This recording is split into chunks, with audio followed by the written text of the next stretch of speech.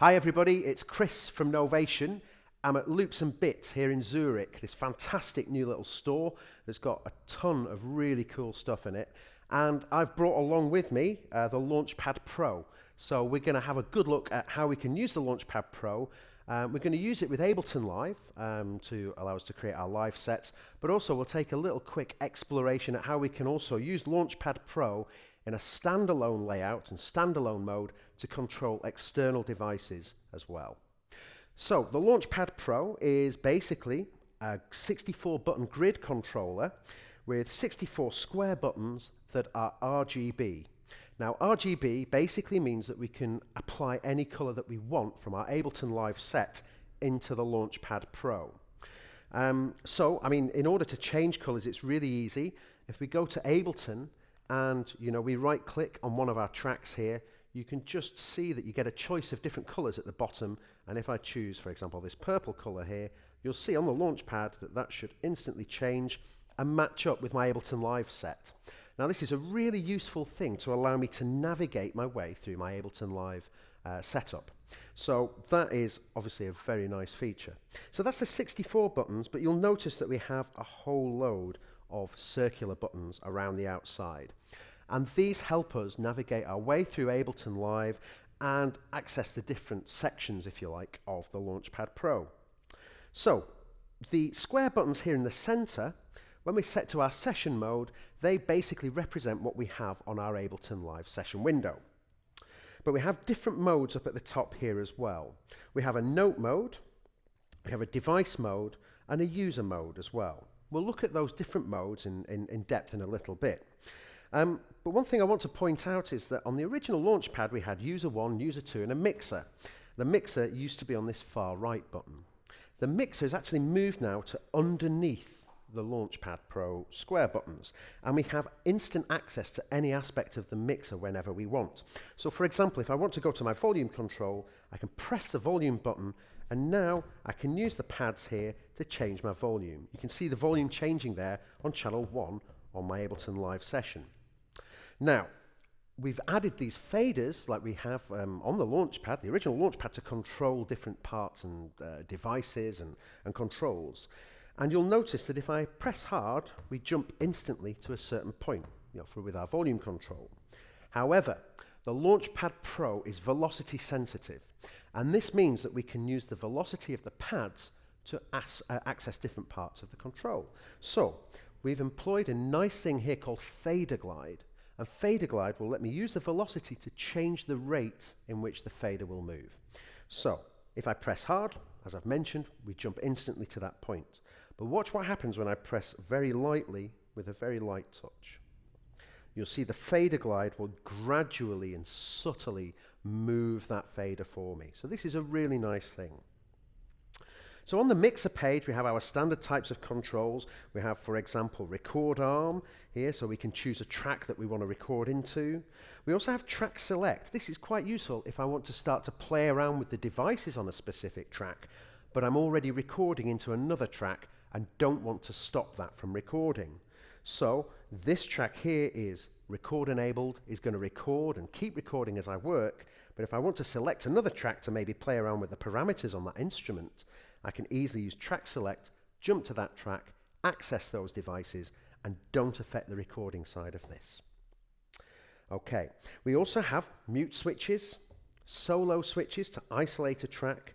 We've looked at the volume controls.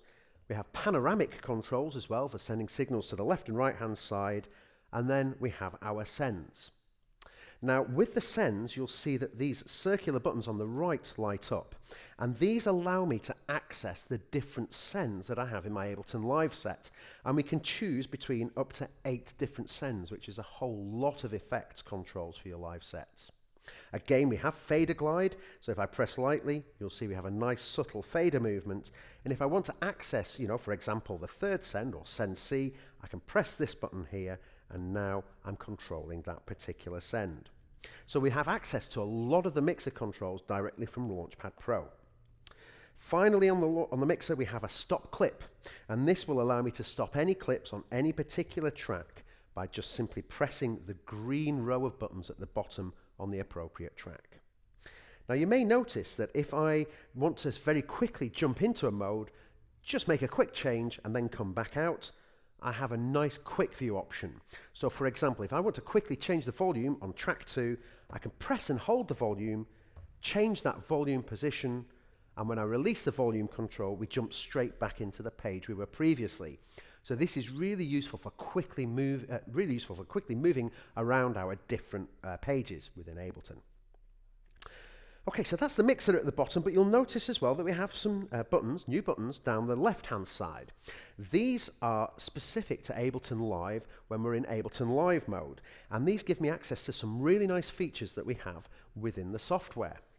So let's explore what we have. I'm going to start a bit of music here, and then we're going to use these clips to start to create some new stuff and explore some of the other windows. So in the session page, we can use this layout to launch and control our clips. So I'm going to trigger this clip here, which is a drum part. So this is now playing. We can see it's playing because we have a flashing green light to show me that this is the clip that's playing. Of course, that's a nice easy reference again to what we see in our Ableton Live session page. Now, this particular track is record armed. And basically I'm going to add another drum part on top of it. But I need a reference point to be able to record with. I need effectively a metronome, so I'll switch on my click track. Now I have a reference that I can stay in time with, which is nice. So the next thing is I'm going to record another drum part alongside this first drum part. So I need to be able to control the notes. And I'm going to go to note mode. Now you'll notice that the screen has changed now on the Launchpad, and I have 16 buttons that are lit. These represent some drum parts that I've put into a drum rack. So I can easily play those from this note mode. Now you'll see as well here I have some additional buttons, and one is a record button. So the track is record enabled. I have a click track on to let me know where I am in my bar. When I hit the record button, I will create a brand new clip and I can record directly into it. So let's just do that very quickly. So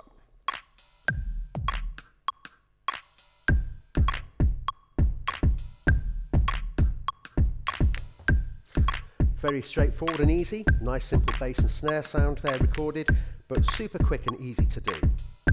Now that's great. I can turn off the click track now, but I'm going to add a new variant to this track. And what I'm going to do is I'm going to use the duplicate button, and you'll see that the playing track in my Ableton Live session window is going to be copied and pasted into the next available slot. It's going to carry on playing so I don't lose any time or any sound at that point. I have a brand new version of it, so I can just simply hit the record button again, go into overdub mode and add some extra sounds to it.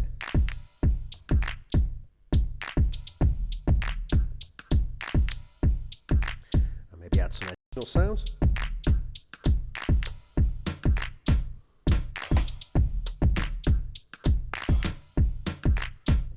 Okay, now you might notice that some of that is a little bit out of time. And if I actually press the note button again, I can show my clip view at the bottom of my Ableton Live page. And you can see by the sticks, the velocity sticks at the bottom, that it's not perfectly in time with the grid. So we can use the quantize button on the Launchpad Pro to just really tighten that up and bring the timing nice and tightly in. If I'm not happy with that particular change, I have an undo button as well. And I can then just jump back to the previous state. But I'm going to keep that quantize. Okay, we have another button here called double. If I press the double button, this loop, which is currently 2 bars long, is going to extend by, well, it's going to double in its length. It's going to become 4 bars in length. So I can add an extra variance to the phrase. So this is nice. I'm now going to add some bass sounds to it as well, though. Now, I'm going to press and use quick view to move across and choose my bass sound. So I'll press and hold, choose the bass sound from my record enable. This means now when I go back, I'm going to be able to play that particular sound.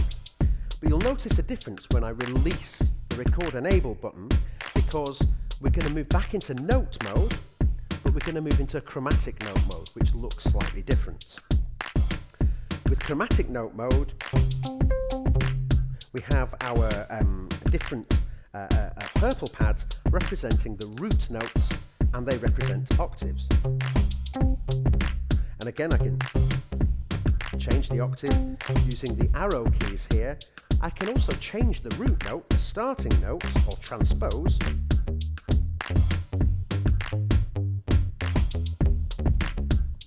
With the left and right arrows.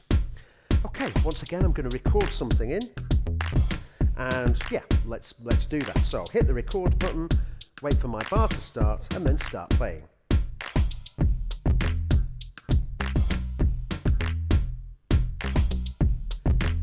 Again, I'm going to quantize that, and if I wanted to, I could duplicate this and add some extra parts to the next phrase. So,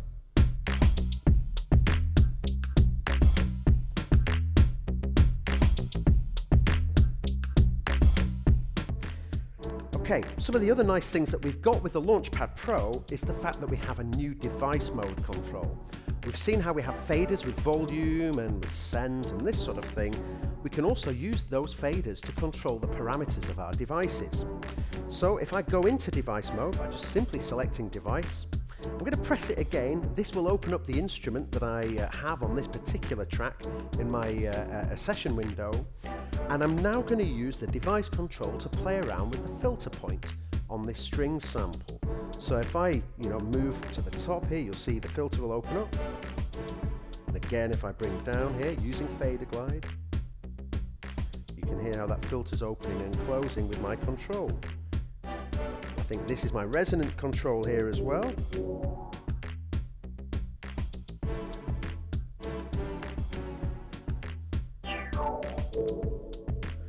So we can use the Launchpad Pro to control a whole variety of things.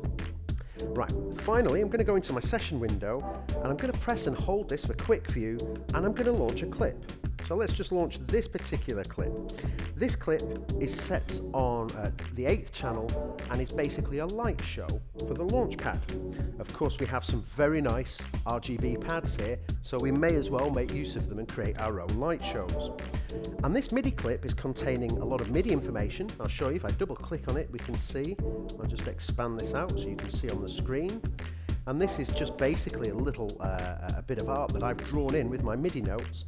Change the velocity to change the color of the pads, and I'm sending this back out to the Launchpad Pro on user channel 6, which is the channel that the Launchpad Pro receives its MIDI information on. So you can see now we have this nice sort of pad light show here. Again, I'm going to change this to another clip and see what we have here.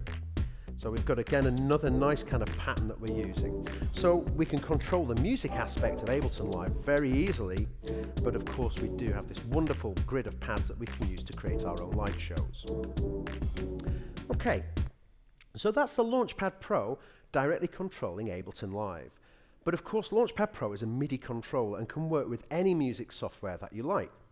In fact, we've included a whole load of standalone modes which allow you to work away from Ableton and still use the nice features that we have on the Launchpad Pro with our other software and with any external hardware. Now you'll see up at the top left here I have a button called the Setup. It's a flat button, but if I press and hold that in, I enter the Setup mode. And these 5 buttons at the top here allow me to access the different standalone layouts. The green light here is our Ableton Live mode, so at this point in time I'm controlling Ableton Live. But if I move to, for example, the blue button here and release the Setup button, you can see here I'm going into Note mode. And Note mode follows exactly the same layout as we have within our Ableton Live setup. I'm very quickly going to just unselect this Record Enable button and in Ableton Live, and I'm going to move to Drum mode. And Drum mode is laid out slightly differently, as you'll see, because we now have split the Launchpad into 4 different quarters. Now, on the back of the Launchpad Pro, we have a MIDI output and MIDI input connection. And in the box with Launchpad Pro, you'll get a little breakout cable that will take a mini jack signal and turn that into a 5-pin MIDI connection. Now, in this instance, I've taken the MIDI output of the Launchpad Pro, fired down the MIDI cable here, and that's winding up in this blip drum, this quirky little synth that we found here on the shelves at Loops and Bits. And I can now use the Launchpad to control this blip drum. So here, I have my bass and snare, and here, I can use the kind of the sort of hi-hatty tom sound, and here we have another tom song. Change the pitch on here. So using Launchpad Pro, I have a really neat way of being able to control this little device. So